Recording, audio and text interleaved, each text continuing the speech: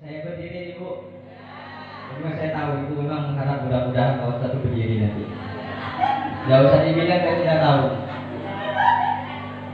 Assalamualaikum warahmatullahi wabarakatuh. Alhamdulillah, semangat Bu ya. Semangat. Kalau tidak semangat minta tolong sama panitia, airnya ditambah. Kita semangat. Jadi bapak-bapak yang tak semangat ini bisa dicek, kopinya mungkin habis. Bisa ditambah. Saya ulangi lagi. Assalamualaikum warahmatullahi wabarakatuh.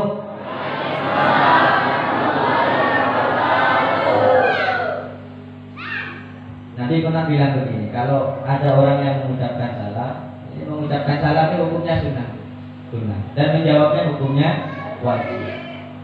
Oleh karena itu ketika ada orang yang mengucapkan salam, ada orang yang menjawab salam, Allah menurunkan rahmat sebanyak 100 dibagi 2. Yang 30 buat saya yang mengucapkan, yang 70 buat sampai. Banyak mana Pak? Halo Bu? Banyak mana Bu?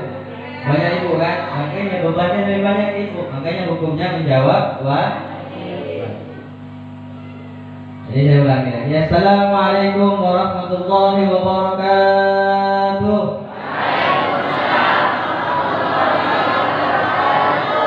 Alhamdulillah, nahmaduhu wa nasta'inuhu wa nastaghfiruh wa na'udzu billahi min shururi anfusina wa sayyiati a'malina. Man yahdihillahu fala mudilla lahu wa man yudlil fala hadiya lahu. Asyhadu an la ilaha illallah wahdahu la syarika lahu wa ashhadu anna Muhammadan abduhu wa rasuluh. Allahumma shalli wa sallim ala sayyidina Muhammad.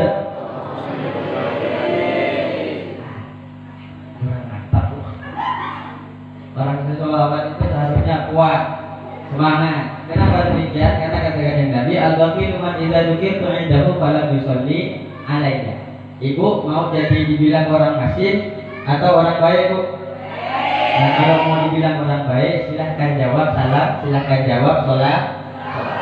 Karena Nabi mengatakan al-baqilu, adapun orang-orang yang bakhil. Siapa orang yang bakhil? Man idza dzukirtu adalah orang-orang yang idza dzukirtu apabila saya disebutkan indahu di sisinya, falam yusalli alayya, maka dia tak mau menggerakkan lisannya, enggak mau menggerakkan lidahnya ini untuk mengucapkan shalawat kepada kanjeng Nabi Muhammad sallallahu alaihi wasallam, maka dia termasuk orang yang bakhil. Katanya orang Melayu, orang bakhil ini bisa dikatakan kedekut. Iya betul ya? Kedekut. Kata orang Madura kedekut ini dalam segini nih Pak. Nah, kan koknya dah dalam. Tak usah ditengok Pak, konten yang dalam ya insyaallah. Dan tak usah ditengok Pak. Allahumma shalli wa sallim ala sayyidina Muhammad. Al-Fatihah lima ughliq wal khatim lima sabaq, nasiril haqqi bil haqq wal hadi ila siratikal mustaqim wa ala alihi haqqa qadrihi wa miqdarihi al-azim. Bismillah ma sha Allah la yasuqul khaira illa Allah. Bismillah ma sha Allah la yasbiqu su'a illa Allah. Bismillah ma sha Allah ma kana min ni'matin fa min Allah. Bismillah ma sha Allah la hawla wa la quwwata illa billahil aliyyil azim. Amma ba'du, hadratal muhtaramin al-a'izza sadatina ulama wal masyayikh yang saya muliakan, yang saya hormati, para alim, para ulama, para masyayikh, para tokoh masyarakat, para sesepuh, dan juga segenap yang hadir pada tempat yang insyaallah bermubarakah ini, panitia, segenap panitia pelaksana haul majmu' Pondok Pesantren Salafiyah Syafi'iyah Sukorejo Situbondo di lembaga Pondok Pesantren Ibrahimi, wabil khusus yang saya muliakan, yang saya takbiri, yang saya hormati pengasuh Pondok Pesantren Salafiyah Ibrahimi Al-Ustaz Muhammad Zahid, dan juga yang saya hormati Al-Mukarram Al-Ustaz Syahir Manani. Beliau berdua ini kalau dari segi silsilah, dari ibu saya beliau kakak, 3 buku dengan saya. Kalau dari segi abah beliau ponaan saya. Jadi saya ngambil yang kakak ya. Kalau dibilang ponaan saya tak kolam. Kalau beliau ini alumni sepuh. Kalau dibilang ponaan kan tak enak, masa ponaannya lebih tua daripada pamannya pun begitu kan ya. Jadi dibilang buku ya, jadi kakak adik. Nah, Tasali ini kakak saya, beliau juga menggarong kakak saya, kakak dari nasab, kekeluargaan dan juga kakak senior. Karena beliau berdua ini lebih dulu mondoknya ke Pondok Pesantren Salafiyah Jami'iyah Sidoarjo Situbondo lebih dulu dari saya. Dan saya datangnya belakangan. Dan yang terakhir itu biasanya paling ganteng. Ya, saya ini lah. Jadi harap takut ya.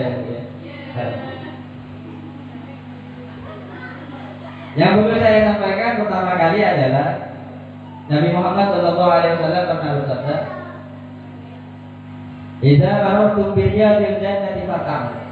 Nabi mengatakan begini, "Idza marartum bi riyadil jannati fata'u." Apabila kalian lewat, marartum kalian semua lewat bi riyadil jannati, kemudian bertemu dengan namanya riyadul jannah. Fata'u, maka diperintahnya kanjeng Nabi Muhammad SAW diperintah untuk mampir. Pertanyaannya, Maria Riyadul Jannah, apa yang dimaksud dengan Riyadul Jannah? Ada dalam satu riwayat mengatakan bahwa Riyadul Jannah ini secara maknanya artinya taman-taman surga. Dalam satu riwayat yang dimaksud dengan Riyadul Jannah adalah al-masajid, masjid-masjid, tempat-tempat ibadah kepada Allah Subhanahu wa taala, ini termasuk taman-taman surga. Ada dalam riwayat yang lain mengatakan halaqatul dzikri, tempat bertemunya orang-orang berzikir kepada Allah Subhanahu wa taala, ini termasuk Riyadul Jannah. Ada yang mengatakan majalisul ulum atau majalisul ilmi, majlis-majlis taklim. Tadi saya dengar ada ibu-ibu majlis taklim banyak di sini nih. Banyak Bu ya? Itu termasuk Riyadul Jannah, taman-taman surga. Yang tujuannya apa katanya kanjeng Nabi? Kalau kalian lewat kemudian bertemu dengan Riyadul Jannah, diperintah mampir. Tujuannya apa? Agar supaya kita yang hidup di dunia ini mudah-mudahan kita senantiasa dikumpulkan oleh Allah Subhanahu wa taala berada di dalam surganya Allah Subhanahu wa taala. Oleh karena itu saya jauh-jauh dari Pontianak ke sini ini lumayan 3 jam, mantap panas. Udah lama tadi tipis aja gara-gara perjalanannya lumayan jauh. Tapi mudah-mudahan angkurnya enggak tipis. Enggak mantap sambil gue. Lumayan jauh, tapi karena yang saya pikirkan, yang pertama saya ingin barokah. Karena yang diadakan ini adalah haul majmu', haulnya kiai saya. Sudah saya tak datang waktu kemarin. Kemarin tanggal 12 saya nggak hadir. Beliau Al-Karam Al-Ustaz Syahir Manani kemudian berkesempatan hadir di Pondok Pesantren Salafiyah melaksanakan haul. Kemudian saya diundang untuk mengisi acara haul majmu' di Terentang ini di Kecamatan Banyu ya, kemana? Banyu. Teluk Buyur. Teluk Bayu. Teluk Bayu. Teluk Buyur kok. Tidak ada cicak ya, Bu. Jauh-jauh Bu datang ke sini Bu, karena ingin mengharapkan barokah dari haul ini. Nah pertanyaannya, kalau bukan karena hidayah dari Allah Subhanahu wa taala, mau ke sini ini susah. Sulit, walaupun rumah tetangga situ masih balik-balik. Berokok untuk GP, rumah padahal dekat. Untuk mendatangi majlis taklim seperti ini melangkahkan kakinya susah susah. Kenapa? Karena belum mendapatkan petunjuk hidayah meringankan langkah kakinya menuju majlis taklim. Dan yang seperti ini susah. Oleh karena itu, ganjarannya bagi orang yang menghadiri majlis taklim ini luar biasa. Dari mulai niat sudah diobrak. Dari pertama kali sampai dapat undangan, Pak, halo Pak, dapat undangan dapat tadi? Dikasih undangan sama Ustaz saja. Mulai dari Bapak niat mau datang ke majlis taklim ini sudah sibuk malaikat tulis. Bapak ini banyak sekali sih amalnya, sibuk. Baru dapat undangan niat mau hadir. Apalagi dari mulai rumahnya yang jauh angkat kaki ke sini, sibuk malaikat tulis. Diobrol besar-besaran oleh Allah Subhanahu wa taala bagi orang yang senantiasa menghadiri majlis taklim. Sehingga katanya kanjeng Nabi Muhammad sallallahu alaihi wasallam, "Julusuka sa'atan fi majlisil ilmi la tamsu qalaman wa la taktubu harfan khairun laka min 'iddi al-raqabati." Duduknya Bapak Ibu sekalian sa'atan sebentar saja. Ada yang lama duduk. Sebentar saja. La tamsu qalaman, tidak megang pulpen, wa la taktubu harfan, dan juga tidak menulis satu huruf. Udahlah tak bawa pulpen, tak tulis satu huruf, yang dipegang rokok. gantinya bukan Pak Ustaz, tak apa. Apa kata kanjeng Nabi? Khairun laka min inti al-raqabatin. Itu lebih baik bagi kalian daripada memerdekakan 1000 budak. Pahalanya sangat luar biasa, sekedar duduk menghadiri majelis taklim. Oleh karena itu, bagi orang yang senantiasa menghadiri majelis taklim rutin, menghadiri majelis taklim, yang penting ketika menghadiri majelis taklim ini niatnya baik kok. Soalnya kalau ibu-ibu ini curiga deh. Ketika menghadiri majelis taklim ini baru semenit udah 5 rumah yang ke omong. Apalagi sampai 40 menit satu desa. Oh itu suaminya iya. Ya. Tapi kalau bapak-bapak tidak, insya Allah di majelis taklim ini tak ada ya, tak ada yang kayak gitu. Insya Allah. Mudah-mudahan amin ya robbal alamin. Hadirin para hadirat yang dirahmati Allah Subhanahu wa taala. Dalam kesempatan yang insyaallah berbarokah ini, saya diberi kesempatan yang sangat mulia ini untuk menyampaikan beberapa hal berkaitan dengan haul almarhumin Pondok Pesantren Salafiyah Syafi'iyah Bondo Situbondo, yang dalam hal ini ada judulnya. Saya bacakan ya. Haul majmu' sebagai wasilah ruhaniyah untuk meraih kesuksesan yang wasilah itu perantara. Nah tadi sudah dibacakan. Adik mana tadi yang baca Quran? Mana orangnya bilang juga. Haus kita tuh. Lapar gimana loh tadi? Sudah dibacakan sama adik tadi. Ya ayyuhalladzina amanu wa bataghu ilaihil wasilah wajahidu fi sabilihi la'allakum tuflihun. Perintahnya Allah Subhanahu wa taala, wahai orang-orang yang beriman. Yang beriman itu wahai. Kalau tidak beriman tidak pakai wahai. Jadi khusus ya, yang beriman saja yang wahai. Wahai orang-orang yang beriman, wa bataghu ilaihil wasilah. Perolehlah olehmu, berusahalah kamu untuk mencari wasilah. Wasilah ini perantara untuk menuju Allah Subhanahu wa taala. Jadi Bapak Ibu sekalian, kita ini tak bisa berangkat sendiri menuju Allah Subhanahu wa taala kecuali harus melalui perantara. Saya Pak, kalau jalan kaki belum nyampe ke sini. Bu, saya kalau jalan kaki dari Pontianak ke sini belum nyampe saat ini, Bu. Tapi karena ada wasilah, ada perantara pakai motor, alhamdulillah. Berangkat jam 7:30, jam 9:30 sudah mulai nyampe. Itu gara-gara wasilahnya motor. Coba tak ada motor, tak ada wasilah, kira-kira nyampe? Tak nyampe. Begitu juga kehidupan kita. Kalau ingin mendekatkan diri kepada Allah, kita ini siapa? Kita ini adalah hamba yang penuh dengan dosa. Kalau tidak menggunakan wasilah, maka kita tidak akan sampai menuju Allah Subhanahu wa taala.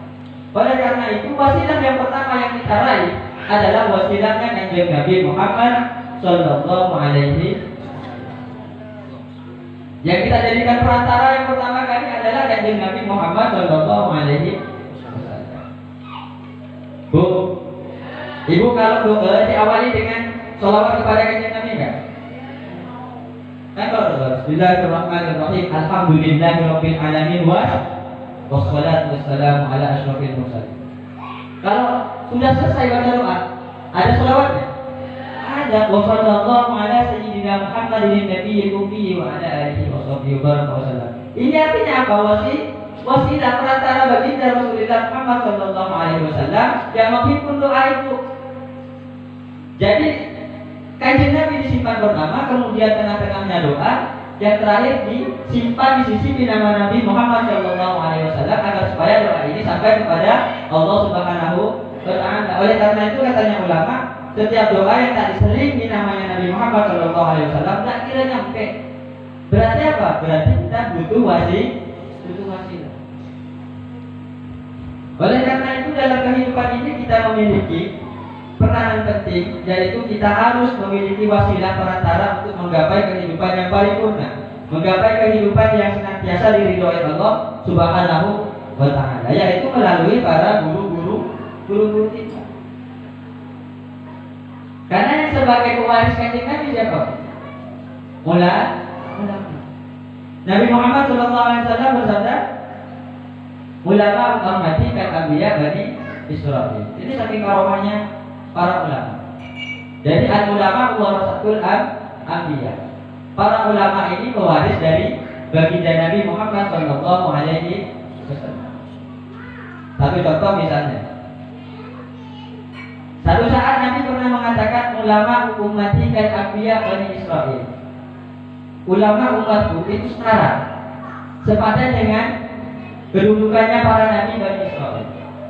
Para nabi Bani Israil ini maksudnya begini, semua nabi, kullul anbiya min dzurriyyati Ibrahim alaihi salatu wassalam. Semua para nabi ini dari zurriyahnya, dari keturunannya Nabi Ibrahim alaihi salatu wassalam. Jadi Nabi Ibrahim itu punya istri dua. Jadi wajar Pak, dari mulai dulu nabi-nabi itu istrinya dua, tiga, empat. Nah, Pak Kiai istrinya dua, tiga, empat. Nah, ini tak ada istri saya ikut Bu. Kalau ada mana berani saya itu. Takut lah ngomong kayak gini. Nabi Ibrahim istrinya dua. Yang pertama adalah Siti Saro. Yang kedua namanya Siti Hajar. Dari Siti Saro ini punya anak namanya Ishak. Punya anak namanya Ishak. Dari Ishak punya anak namanya Yakub. Yakub sendiri disebut oleh orang-orang di sana namanya sendiri adalah Israel. Sehingga dari Yakub ini punya anak, punya istri dua. Istri yang pertama punya anak namanya Yahuda. Dari istri yang kedua punya anak namanya Yusuf alaihi salatu wassalam. Nah, beliau ini disebut dengan Nabi Bani Israel.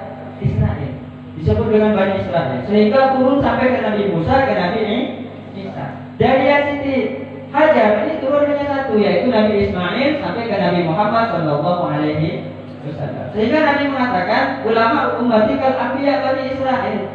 Ulama di kalangan umatku itu sejajar kedudukannya dengan para nabi di kalangan Bani Israel. Oleh karena itu satu saat diceritakan oleh Al-Imam Al-Habib Asy'ari, pengarang Hizbun Nasr. Beliau ini saking mengidolakan seorang tokoh yang bernama Imamuna Abi Hamid Muhammad bin Muhammad Al-Ghazali. Sangat mengidolakan sehingga satu saat Habib Hasan Asy'ari ini bermimpi Nabi Muhammad SAW ini berkumpul. Nabi Muhammad, Nabi Musa, Nabi Isa ini berkumpul. Para Nabi Israel ini berkumpul. Kemudian Nabi Muhammad ditanya, "Ya Muhammad," katanya Nabi Musa, "wahai Muhammad, betulkah kau pernah bilang sama umatmu, betulkah kamu pernah bersabda bahwa ulama umatka dan anbiya Bani Israel, bahwa ulama di antara umatmu ini sama seperti nabi-nabi Bani Israel?" Nabi Muhammad mengatakan, "Na'am, iya, iya benar, saya pernah mengatakan seperti itu." Kemudian Nabi Musa mengatakan, "Bisa kamu tunjukkan orang yang kamu maksud ulama dari kalangan umatmu yang setingkat dengan saya?" katanya Nabi Musa. Akhirnya Nabi Muhammad SAW mencari siapa? Abi Hamid Muhammad bin Muhammad Al-Ghazali. Mencari Imam Ghazali. Aina Ghazali? Mana Ghazali? Kemudian Imam Ghazali datang. "Ana ya Rasulullah." "Saya wahai Rasulullah." Kemudian Rasulullah mengatakan, "Ya Musa, ini yang saya maksud. Ini orang yang ada sekarang ini.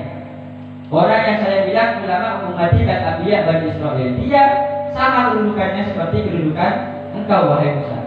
Padahal dia bukan seorang nabi, hanya ulama. Tapi kedudukannya sama seperti nabi-nabi para Bani Israil." Kemudian Nabi Musa menanyakan, Masmu, siapa namamu?" Ketika ditanyakan namanya, Imam Ghazali menjawab, "Ismi Abi Hamid Muhammad bin Muhammad Al-Ghazali At-Tusi." Spontan Nabi Musa ini murka, spontan Nabi Musa ini marah. "Tidakkah kamu sopan ketika saya bertanya siapa namamu? Kenapa lantas kamu menjawab nama ayahmu, nama kakekmu, nama desamu, nama mbahmu? Kamu sebut semua. Tidakkah kamu sopan kepada saya?" Kemudian Imam Ghazali ini menoleh kepada Kanjeng Nabi Muhammad SAW. "Ya Rasul, gimana ya Rasul? Mau saya jawab ini ya Rasul?" Nabi Muhammad katakan, "Ajib." Jawab Ghazali, jawab. Kemudian Imam Ghazali dengan merasa takdim mengagungkan Nabi Musa, Imam Ghazali menjawabnya. Katanya Imam Ghazali, "Ya Musa, tidakkah engkau ketika ditanya oleh Allah Subhanahu wa taala, wa ma tilka biyaminika ya Musa? Apa yang ada di tangan kananmu wahai Nabi Musa?" Kemudian Nabi Musa menjawab, "Qala hiya asai atawakkau 'alaiha wa ahshu biha 'ala ghanami wa yufiha ma'arif ukhra. Nabi Musa menjawab, ya Tuhanku, ketika Allah bertanya, wahai Musa, apa yang ada di tangan kananmu? Nabi Musa menjawab, qala hiya asaya, ini tongkat saya ya Rabb, ya Allah. Atau kau alaiha, saya menggunakan untuk mencari makanan, mencari sesuatu yang buat saya kuat. Wa hasyubiha ala ghanami, dan saya menggunakan tongkat ini untuk mengembala kambing-kambing saya. Wa yufiha ma'arif ukhra, dan saya gunakan tongkat ini untuk kegiatan-kegiatan yang lain. Bukankah engkau juga menjawab ketika ditanya oleh Allah Subhanahu wa taala? Jawabannya kan? Iya. Allah hanya nanya apa? Wa matil yami bika ya Musa. Apa yang di tangan kanan wahai Musa? Nabi Musa jawab, ini tongkat saya buat kerja, saya buat adu kambing. Terlalu banyak. Hingga akhirnya kata Imam Ghazali, bukankah kau menjawab seperti itu wahai Nabi Musa? Nah, Nabi Musa merasa malu. Kenapa? Karena jawaban Nabi Musa mudah saja dipatahkan oleh Imam Abi Hamid Muhammad bin Muhammad Al-Ghazali. Hingga akhirnya ketika itu Imam Ghazali mengatakan, wahai Nabi Musa, ketika seseorang ingin mendekatkan diri dengan orang yang dicintainya, maka ketika itu pula dia akan berlama-lama berbicara, bercakap-cakap, ingin yang lama dengan seseorang yang dia cintai. Ketika engkau mencintai Allah, maka engkau ingin berlama-lama bercakap-cakap dengan Allah Subhanahu wa taala. Ketika aku mencintaimu, maka aku ingin berlama-lama bercakap-cakap dengan wahai Nabi Musa. Kemudian Nabi Musa mengatakan, hadza imam rajul sahih. Ini baru ulama betulan. Betul. Sehingga Nabi Muhammad mengatakan, wahai Musa, adakah di umatmu ulama yang seperti ini? Lah, enggak ada. Itu artinya apa? Kedudukan ulama ini luar biasa di hadapan Allah Subhanahu wa taala. Oleh karena itu kita cari, kita peroleh ulama-ulama yang memang memiliki sanad keilmuan yang sampai kepada kanjeng Nabi Muhammad Sallallahu Alaihi Wasallam, agar sanad ini dijadikan wasilah perantara untuk mendekatkan diri kepada Allah Subhanahu wa taala. Bu, kayaknya ngantuk, Bu. Jadi di sini ada Al-Mukarram Ustaz Syahid. Nanti di akhirat begini, Bu. Di akhirat itu Allah mengatakan bahwa orang nanti digiring ke surga, digiring ke neraka, ini tidak ada yang sendiri, Bu. Kalau saya bahasakan dengan bahasa yang ekstrim, orang jomblo tak bisa masuk surga neraka. Orang jomblo tak bisa masuk surga neraka. Maka yang merasa jomblo silakan cepat kawin. Tak bisa masuk surga, masuk neraka. Ada di mana Pak Ustaz? Ngambang. Tak ada rumah. Kenapa saya berani mengatakan seperti itu? Karena Allah berfirman, kelak di akhirat orang yang masuk surga atau masuk neraka semuanya berkelompok, punya rombongan, Pak. Allah mengatakan, wasiqal ladzina kafaru ila jahannam zumara hatta futihat abwabuha wa qala lahum khazanatuha alam ya'tikum rusulun bi ayatikum wa yunzirunakum liqa'a yawmikum hadha walakin haqqat kalimatul 'adab 'alal kafirin. Wasiko ladina kafaru, orang-orang kafir nanti di akhirat siko digiring ila jahannam zumara, kepada neraka jahanam hanya kelompok si A, kelompok si B, kelompok ini, kelompok itu, semua digiring ke neraka. Ada kelompoknya dan ada ketuanya. Siapa itu? Ada. Begitu juga orang-orang yang masuk surga. Allah mengatakan wasibal ladzina taqaw ila jannati zumara, orang-orang yang bertakwa kepada Allah Subhanahu wa taala akan digiring ke surga Allah Subhanahu wa taala zumara, dalam kondisi berkelompok-kelompok.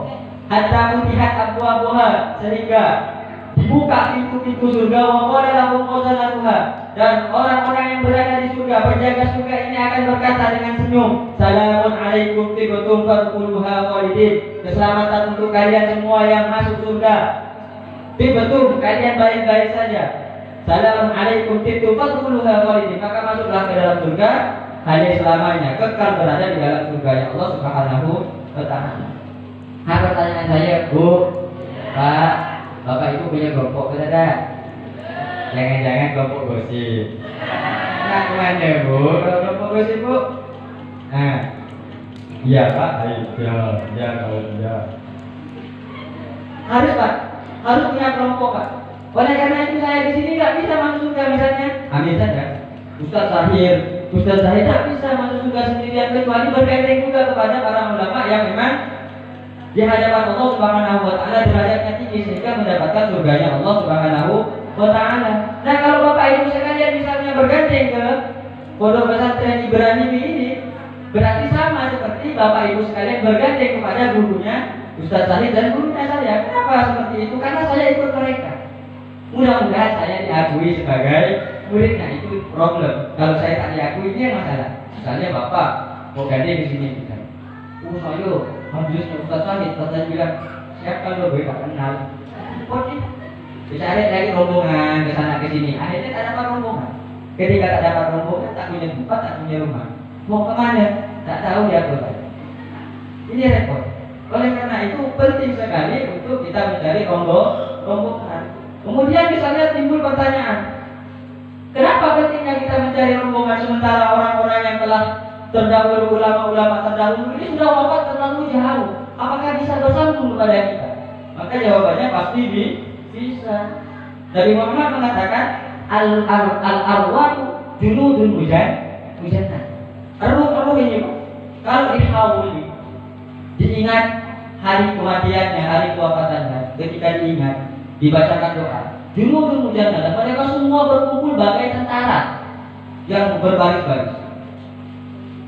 Paman kalau kami dari tanah.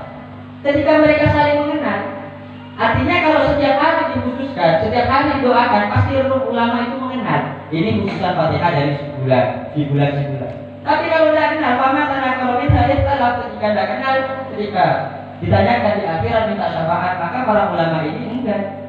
Karena yang mampu memberikan syafaat di hadapan Allah Subhanahu wa taala yaitu umatnya Kanjeng Nabi Muhammad sallallahu alaihi wasallam. Karena nanti di akhirat ada yaumul nafsi. Datang kepada Nabi Adam, ya Adam, saya tolong kasih syafaat. Kan ketika ada pada mahsyar, semua orang tenggelam.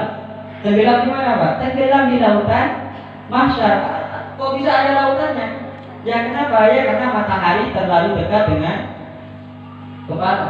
Seukuran 1 jengkal dari kepala, sehingga semua makhluk berkumpul dalam kondisi telanjang, tak sempat bawa HP apalagi nak foto. Mana bisa? Terus gitu kan tak bisa. Nah semuanya di hadapan Allah bingung, sehingga semua mendatangi para nabi mulai awal dari Nabi Adam. Nabi Adam akan mengatakan, nah dari aku nabi suara sendiri-sendiri, silakan datang ke Idris. Datang ke Nabi Idris, begitu juga diarahkan sampai ke Ibrahim. Setelah Nabi Ibrahim nanti sampai terakhir baru disuruh ke Nabi Muhammad sallallahu alaihi wasallam. Ketika di Nabi Muhammad sallallahu alaihi wasallam ditanyakan, kamu rombongannya siapa? Rombongannya Ustaz Zahid. Ada tak Ustaz Zahid? Oh ada Ustaz Zahid. Ustaz Zahid, Kiai As'ad, Kiai Samsul Huda. Ada. Nah kalau tak ada rombongannya mau di mana? Maka penting untuk berrombongan. Kenapa ya? Karena bahasanya Allah menggunakan wasilah perantara. Oleh karena itu dicari rombongannya. Itu yang pertama. Kemudian yang kedua yang perlu saya sampaikan, apa pentingnya untuk memperingati haul? Apa bedanya dengan Maulid Nabi Muhammad sallallahu alaihi wasallam? Nah kalau Kanjeng Nabi Muhammad sallallahu alaihi wasallam ini maksum, mulai lahir sampai beliau wafat ini maksum. Maksum itu artinya terpelihara dari dosa, sehingga dari lahir saja beliau tidak punya dosa. Oleh karena itu yang diperingati adalah kelahiran Nabi Muhammad sallallahu alaihi wasallam. Kenapa kalau para kiai, para ulama, para ustaz, orang tua kita, leluhur kita yang diperingati haulnya? Karena tidak maksum, artinya tidak pernah lepas dari dosa. Nah, ketika hampir hayatnya, ketika mau wafat, hampir ia wafat baru ia dekat kepada Allah Subhanahu wa taala, diangkat derajatnya oleh Allah Subhanahu wa taala, maka kewafatannya inilah yang diperingati. Oleh karena itu para nabi kullul anbiya ma'sumun. Semua para nabi itu dihukumi maksum, terhindar, terpelihara dari dosa-dosa. Satu contoh misalnya cerita ini. Bu, mau cerita nih, Bu. Ibu tahu Nabi Yusuf, Bu? Tahu Nabi Yusuf, Bu? Halo Pak, tahu Nabi Yusuf, Pak? Kalau tahu kenal di mana, Pak? Oh, belum kenalan, Bu tahu. Iya tak tahu ya, Bu. Tahu cerita yang kita. Nah, Nabi Yusuf ini salah satu nabinya Allah Subhanahu wa taala yang diberikan mukjizat gantengnya luar biasa. Gantengnya luar biasa. Jadi kalau diibaratkan Sesuatu yang bulat dibagi dua, separuhnya ini kegantengan Kanjeng Nabi Muhammad SAW. Kemudian yang separuhnya lagi ini masih dibagi dua. Sepertiganya ini kegantengannya Nabi Yusuf, seperempatnya ini baru kegantengan semua makhluk Allah di alam semesta ini dibagi-bagi. Dan saya agak banyak sedikit. Nah, ini saya agak ganteng, kalau saya rasa biasa ya. Beliau ini mulai dari kecil. Ketika kecil dibuang oleh saudaranya sehingga beliau ini dibeli oleh saudagar, dibeli oleh seorang permaisuri dari kerajaan Mesir yang bernama Zulaikha. Dibeli sama Zulaikha, kemudian dirawat mulai dari kecil sehingga dewasa dan seterusnya dewasa. Nah, ketika dewasa ini satu saat Zulaikha ini menanamkan rasa cinta kepada namanya Yusuf. Kamu kok bisa cinta? Kami luar biasa ibu. Ya ibu masa tak jatuh cinta sama orang ganteng. Tak mungkin. Pasti. Oh ganteng. Wow. Kan?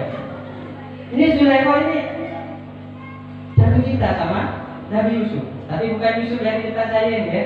Ini soalnya Yusuf juga ini. Bang gantengnya? Ya kalah sama saya. Nah Nabi Yusuf ini hingga akhirnya dipanggil sama Siti Zulaikha, dipanggil ke kamar. Yusuf, ta'ali ilaih.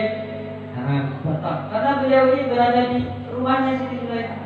Ketika datang ke kamarnya Siti Zulaikha sudah menggunakan pakaian yang kira-kira tembus pantat, yang terawangan. Ini sebagai bahasa, sebagai aspek kemanusiaan, kira-kira kalau bapaknya mau kayak gitu gimana? Pusing kepala pak. 7 hari 7 malam, tak bisa nyenyak tidur pak. Kelihatan oh, kan? Nah, Nabi Yusuf ini ada aspek kemanusiaannya. Allah mengatakan walaqad hammat bihi wa hamma biha. Walaqad hammat pakai lam tauhid, qad lagi. Qad tauhid artinya dua kekuatan. Walaqad hammat betul-betul suka, betul-betul ingin, betul-betul mau siapa Zulaikha bihi kepada Yusuf, wa hamma biha dan Yusuf pun mau sama Zulaikha. Yusuf pun mau ketika itu Pak. Nah ketika Yusuf mau ini turun malaikat Jibril turun. Iya, Nyai keluar tuh. Nabi Yusuf keluar membawa buah-buahan tadi lewat di hadapan para nyai permaisuri itu yang berkumpul di depan beliau. Itu diabadikan di dalam Al-Quran.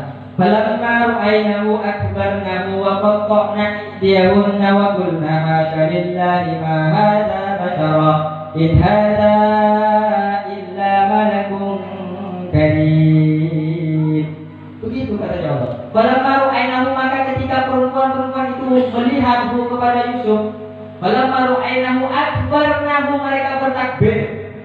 Gimana takbirnya mereka? Kalau saya bahasakan ketika melihat Yusuf, wow. Kira-kira begitu lah. Nengok kayak ibu-ibu barusan yang saya katakan. Wow. Kurang lebih seperti itu lah bu. Tak jauh beda. Kalau jauh ibu tak terima bukan ibu saya. Nah, perempuan-perempuan itu semuanya bertakbir. Akbarnahu wa qatta'na aydiyahunna. Mereka tanpa sadar qatta'na. Kalau qatta'na itu hanya sekali motong bu. Tapi kalau ikut wazan fa'ala qatta'ahu potong. Wa qatta'na aydiyahunna. Potongan. Wa qulna hasya lillahi ma hadza bashara. Ketika Yusuf lewat di depan, wa qulna mereka semua berkata, ma hadza bashara. Ma hasya lillahi ma hadza bashara. Ini maha suci Tuhan. Ma hadza bashara. Ini bukan manusia ini Yusuf ini.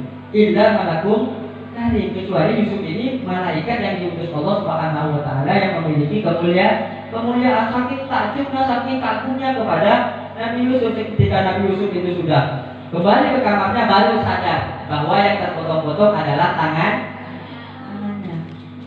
Ini mukjizat para nabi, semuanya maksum. Makanya dibedakan. Kalau haul untuk memperingati para ulama, kalau maulid untuk memperingati Kanjeng Nabi Muhammad Sallallahu Alaihi Wasallam.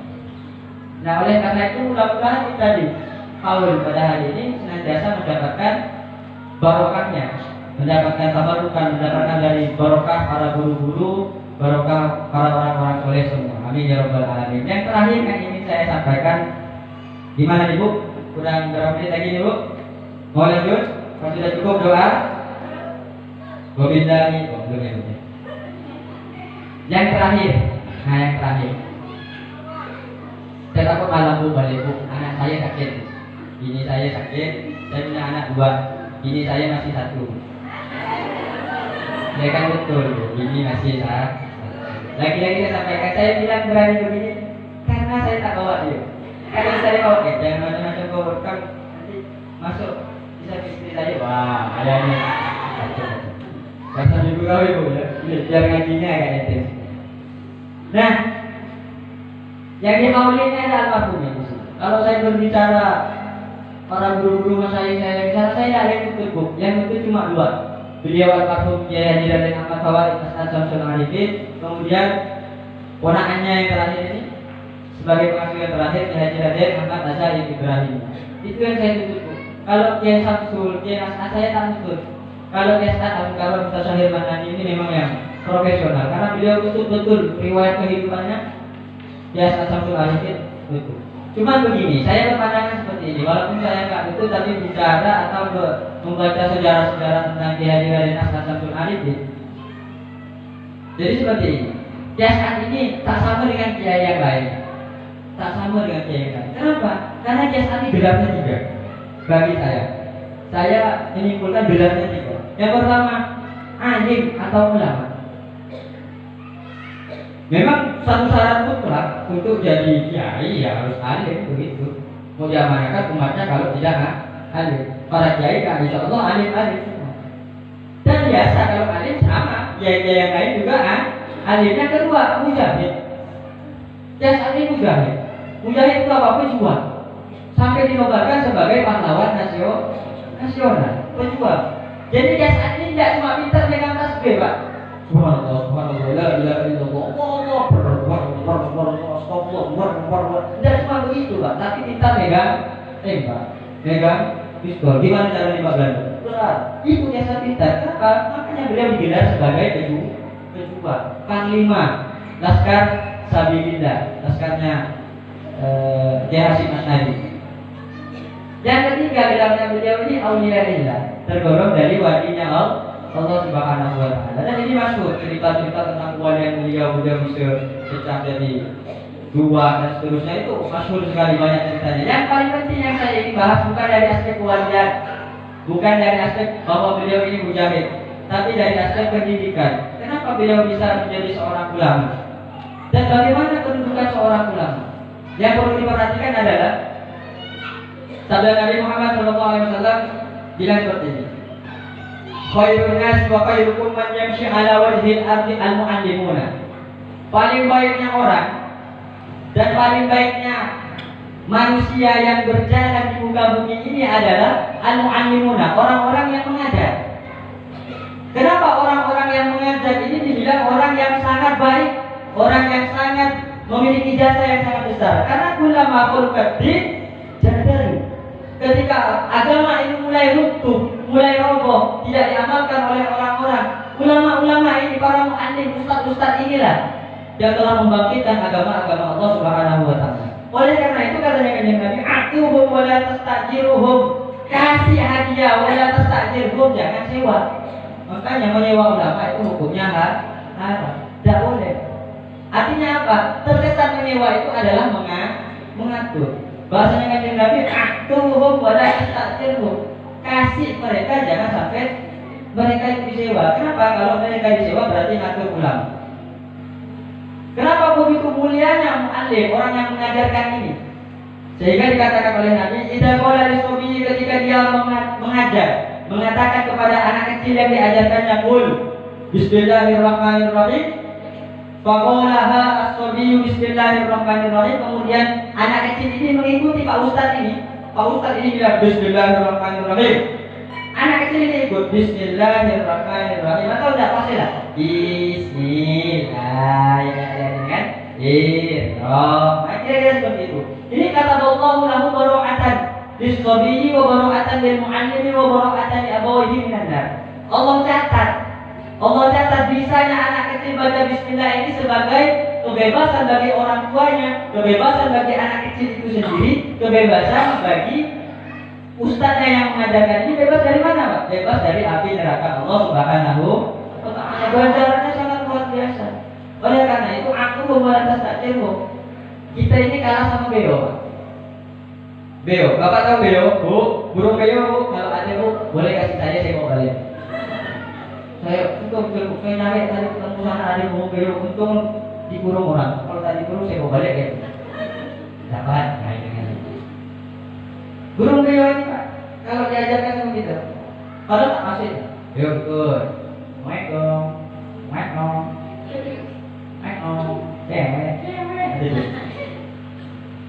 luar biasa juga bapak buat. Tapi kita mahal. Padahal tak kasih bilang assalamualaikum. Tak kasih pak, tak betul dia bilang. Waalaikum gitu.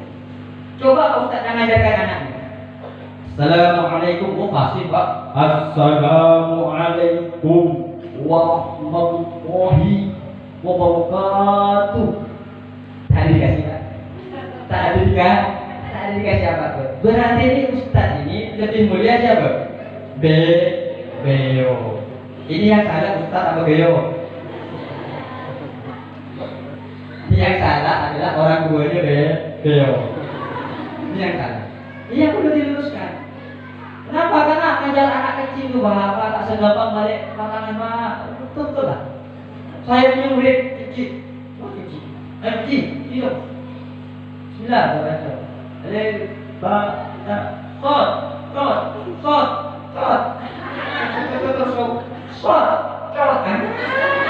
Ya Allah. Sini. Angin. Ya Allah, dibacakan masih air. Ya Allah, mudah-mudahan kau dapat barokahnya. Kanjeng Nabi sama kanjeng Nabi barokahnya guru-guru. Bismillah, minum ya habis sekarang. Habis pula air. Haus kali dia. Habis. Baca lagi nak. Coba. Allah Taala. Habis aja. Ya Allah, susahnya mau biasa.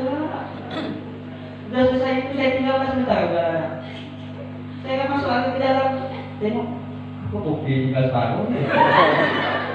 Coba. Kamu udah kopi kan? Iya. Udah air. Kopi aku gitu. Susahnya banget sih bu. Betul bu, ngajarkan anak kecil. Saya pernah bilang sama anak-anak. Saya bilang, kalau di pesantren ini jangan biasakan dosa. Tahu dosa dari ya? Menggunakan al-istiqlal melakukan dilway, menggunakan kata orang lain bila ini tanpa ada izin. Pakai sendal orang, pakai baju orang. Bila ini walaupun dibalikkan lagi, ini namanya dosa. Tapi kalau diambil tak dibalikkan namanya nyuri, maling gitu. Nah di pesantren itu banyak yang seperti itu. Saya kasih tahu, tak boleh nak gosok sandal. Kalau bisa sandal kawannya dibalik biar barokah. Dibalik sandalnya. Alhamdulillah bu, jika pengajian saya mau keluar semua ikut di belakang. Tenang hati ibu ya. Ilmu Allah masuk ke hati mereka itu. Tengok sandal. Alhamdulillah. Jom sini kumpul semua. Ambil semua bu. Sini nak. Kumpul. Yuk, tangan siapa yang balik yang sandal tadi. Ya, semangat ya. Ya. Nih, kau tengok kawan kau nih. Ilmu Allah sudah mulai masuk. Ya ini bagus nih, balik senang gurunya ini barokahnya luar biasa. Kau ibu dia ini, siapa namanya nak? Mudah-mudahan barokah. Bismillah. Bahasa banget. Maaf tadi tak saya pakai ijab musola. Mau makan ijab musola sampai wudhu kata dia. Ya, dah panggil lagi. Jangan balik ke sana saja. Tak ada barokahnya. Tak ada. Aku dipinjam untuk ngambil untuk kira saya cuma dibalik ya, ternyata dipinjam. Ini kacau. Memang susahnya luar biasa. Tapi kemuliaannya ketika sukses mendidik murid-murid, maka jaminannya adalah terbebas dari api neraka. Bapak ibu sekalian enak tenang di rumah. Tapi yang ngajarkan di sini bu, hujan tak hujan bu, waktu libur tak libur bu, diajarkan. Tapi bapak ibu di rumah, lebih tinggi. Nanti bilang sudah kau dulu, sembilan kami. Ibu ini bilang nangis dia udah. Anaknya belajar macam Ustaz luar biasa perjuangan Ustaz. Udah pintar, dipamitkan, dipindahkan ke pesantren. Wah, di antara kita bodoh nih bu. Nah, Ustaz, ya Allah, Ustaz bilang udah satu bintang datang ada yang bodoh. Ya Allah. Nanti yang satu bintang bawa ini yang bodoh. Kayak ini lebih mahal ilmu. Sikit-sikit yang salah, ketika salah siapa yang kena? Ustaz bodoh dengan siapa guru kau? Tapi kalau sukses, bapak ibu yang pertama kali dapat anak siapa kayak gitu? Padahal tak tahu mondoknya di Ibrahim. Nah, bapak ibu yang dirahmati Allah Subhanahu Wa Taala, karena memang luar biasa perjuangan para guru, sehingga Kanjeng Nabi mengatakan kun aliman, ya, kun aliman, au muta'alliman, au mustami'an, au muhibban, wala takun qamisan fatahlan. Katanya Kanjeng Nabi, kun aliman, maka semua manusia di dunia ini perintahnya Kanjeng Nabi, kun aliman, maka hendaknya kalian menjadi orang yang berilmu. Harus jadi orang yang berilmu. Oh, Ustaz, gimana jangan jadi berilmu? Tak saya lupa. Ada opsi dua, Bu. Au muta'alliman atau jadi muta'allim. Siapa muta'allim? Orang yang belajar, Pak. Meskipun tua belajar, tidak masalah. Tahu usah gengsi-gengsi, tidak masalah. Ini perintah Kanjeng Nabi. Ustaz, saya tak sempat nak belajar. Ustaz, saya sibuk. Anu sawit saya, Ustaz. Anu sawit saya, Ustaz. Sibuknya luar biasa. Masih ada opsi ketiga nih, Bu. Kanjeng Nabi saking kasihan sama Umar Rasulullah. Au mustami'an. Kalau tak mampu jadi orang alim, jadi santri atau jadi murid, tak mampu jadi murid, maka jadi mustami'. Apa mustami'? Pendengar ilmunya Allah Subhanahu Wa Taala. Jadi yang seperti ini yang pakai mic begini didengarkan dapat pahala juga. Ibu yang dengarkan ceramah saya ini, bukan cuma nengok saya ini, dengarkan begini ini juga dapat pahala. Namanya mustami'. Orang yang mendengarkan ilmunya Allah Subhanahu Wa Taala. Tak mampu Pak, mungkin saya duit misalnya. Kalau ada yang mohon maaf ya Bu. Masih ada opsi yang terakhir nih, au muhibban. Tak bisa jadi orang yang dengarkan kupingnya, tak bisa misalnya. Au muhibban atau menjadi orang yang cinta kepada ilmunya Allah. Kalau cinta kepada ilmunya Allah pasti cinta kepada ulama, pasti itu. Sehingga katanya pengarang kita taklim muta'allim Syekh Jarod Az-Zarnuji. Ada yang bilang Az-Zarnuji, tapi kalau kiai saya yang Amiruddin Muhajir mengatakan Syekh Az-Zarnuji Al-Hanafi, tempatnya Imam Hanafi. Dia mengatakan wa'lam, ketahuilah para santri, la yatlubul ilma, dia tidak akan pernah la yanalul ilma talibul ilmi illa bi ta'zimil ilmi wa ahlih. Selamanya para santri itu tidak akan pernah memperoleh ilmunya Allah Subhanahu Wa Taala kecuali dia takdim, memuliakan, mengagungkan ilmunya, juga mengagungkan ahlinya. Siapa ahlinya? Gurunya.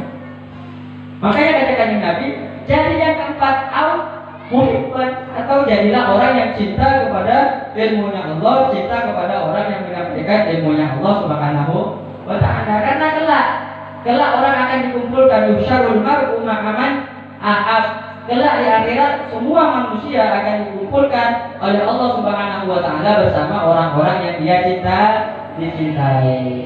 Ibu cinta sama ulama, Bu? Cinta sama Pak Ustadz, Bu? Cintanya jangan terlalu Bu. Cinta ya itu ya, Bu. Nanti cinta jangan ikut juga, Bu. Orang akan dikumpulkan bersama orang yang dicintai. Nah, kalau Bapak Ibu cintanya sama artis, cintanya misalnya sama saya kebetulan banyak tak kenalnya sama Luna Maya kok ya. Aku Bu. Saya ikut Bu. Misalnya, dia kumpulnya sama Luna Maya. Cinta sama Ahmad Dhani, ya kumpulnya sama Ahmad Dhani. Kira-kira di mana Luna Maya? Kira-kira di mana Ahmad Dhani kelak? Kan bisa dicari-cari. Tapi kalau cinta sama para habaib, cinta sama para ulama, cinta sama pewaris-pewarisnya Kanjeng Nabi Muhammad SAW, maka kelak kita juga akan dikumpulkan bersama mereka. Dan itu sudah pasti menjadi jaminan dan janji Allah Subhanahu Wa Taala. Oleh karena itu mudah-mudahan ini udah habis saya Bu ya. Mudah-mudahan haul majmu' ini menjadi keberkahan bagi kita semua, menjadi ladang ilmu, menjadi ladang pahala bagi kita semua, dan mudah-mudahan kita tergolong orang-orang yang muhibbin Rasul, orang-orang yang cinta kepada Kanjeng Nabi Muhammad SAW, orang-orang yang muhibbin li ulama'ihi, yang mencintai kepada ulama-ulama dari kalangan Nabi Muhammad SAW, cinta kepada zuriyahnya Kanjeng Nabi Muhammad SAW, dan mudah-mudahan kita semua kelak dikumpulkan oleh Allah Subhanahu wa taala di dalam surganya Allah Subhanahu wa taala. Amin ya rabbal alamin. Mungkin hanya itu yang bisa saya sampaikan, kurang lebihnya saya mohon maaf. Hadana wa iyyakum ila siratal mustaqim. Assalamualaikum warahmatullahi wabarakatuh.